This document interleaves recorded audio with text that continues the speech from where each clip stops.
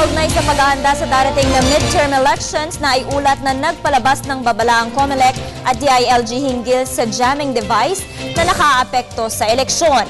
Makakapanayam natin live sa PTV News Center si Engineer Edgardo V. Cabarios, Director ng Common Carrier Authorization Department ng NTC o National Telecommunications Company. Magandang umaga po, sir. Magandang umaga din, Viviana po. Yes, sir. Pwede po bang pakipaliwanag sa ating viewers kung paano maapektuhan nitong signal jammers ang eleksyon? Well, ang signal jammer ay pagka naka-on yan, hindi ho magamit ang mga cellphones, no?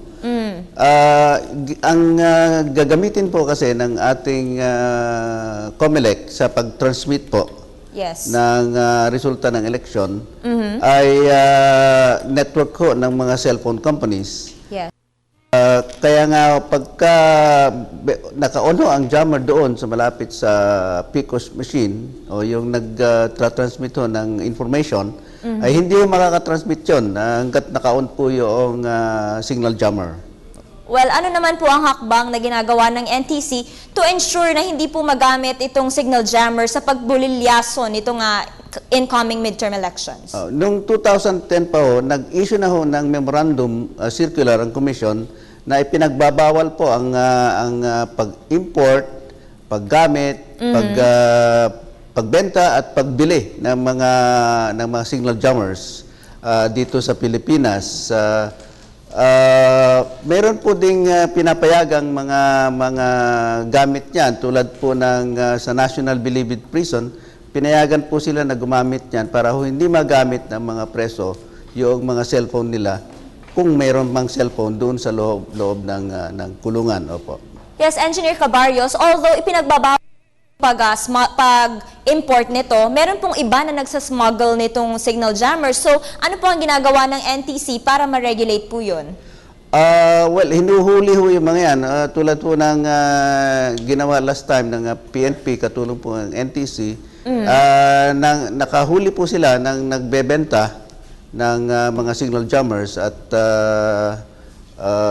kakasuhan po sila ng PNP. Mr. Cabarios, nagtataka po ako, meron po bang paraan para ma-jam itong signal jammers para hindi po siya magamit sa eleksyon? Well, hindi ho po pwede i-jam ang signal jammer din. Pare-pareho na. Talaga hihinto yan. So, ang kwan lang ho dyan ay pagka ho naka-on kasi yan, talagang hindi magagamit. Pero pagka ho naka-on yan, mapapansin po yan kasi lahat ng mga cellphones doon sa lugar na yun ay hindi magamit. So, meron na akong indikasyon na mayroong ginagamit na signal jammer. So,